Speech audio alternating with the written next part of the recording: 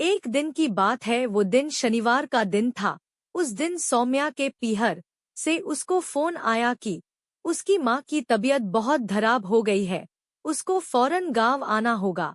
उसने ये बात अपने पति विजय को बताई तो विजय फौरन ऑफिस से वापस आ गया। उसने सौम्या की टिकट निकलवाई और उसको स्टेशन छोड़ने निकल पड़ा।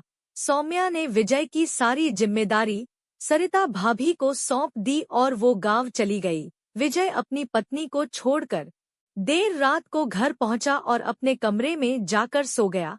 दूसरे दिन सुबह सुबह विजय के घर की डोरबेल बजी। वो नींद में था।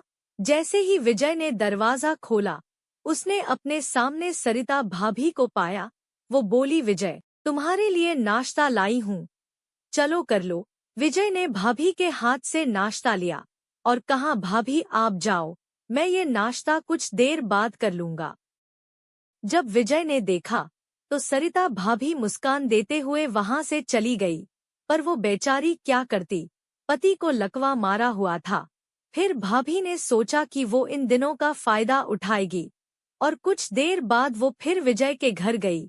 इस बार दरवाजा खुला था और विजय नहा रहा था। सरिता भाभी ने देखा कि विजय तो अंदर नहा रहा है। सरिता भाभी सोफे पर जाकर बैठ गई। फिर विजय नहाकर बाहर आया। विजय को ये पता नहीं था कि सरिता भाभी उसके घर में आई हुई है। जब उसने सरिता भाभी को देखा तो वह चौंक गया। उसने तुरंत भाभी से पूछा, अरे आप अंदर कैसे आई? दरवाजा तो लॉक था ना?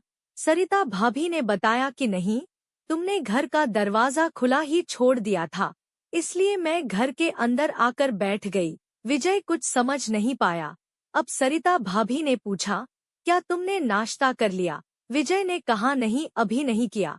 सरिता भाभी ने उससे कहा, तुम कपड़े पहनो, मैं तुम्हारे लिए नाश्ता गर्म कर देती हूँ और चाय बना देती हूँ। विजय ने भाभी को बहुत मना किया, पर वो नहीं मानी। फिर विजय अपने कमरे में चला गया। थोड़ी देर बाद विजय बाहर आया और सोफे पर बैठकर पेपर पढ़ने लगा। तभी अचानक से सरिता भाभी चिल्लाई और भागती हुई विजय से आ गई। जैसे ही सरिता भाभी विजय से चिपकी, उसने सरिता भाभी से पूछा, क्या हुआ भाभी, आप इतनी घबराई हुई क्यों हो? सरिता भाभी ने कहा, किचन में चूहा है, मुझे बड़ा डर लग रहा है। विजय को यकीन नहीं हुआ कि भाभी को चूहे से इतना डर लगता है। वो सरिता भाभी को लेकर किचन में आया।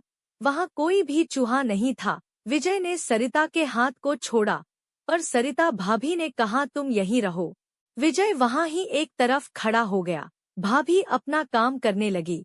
सरिता भाभी ने फिर विजय से कहा कि जरा ऊपर से चीनी का डिब्बा उतार दो। विजय ने देखा कि चीनी का डिब्बा बहुत ऊपर रखा हुआ है। वो बोला, भाभी ये तो बहुत ऊपर है, मैं नहीं उतार पाऊंगा, मैं आपको उठा लेता हूँ, आप उतार लो। विजय ने सरिता भाभी को ऊपर उठा लिया।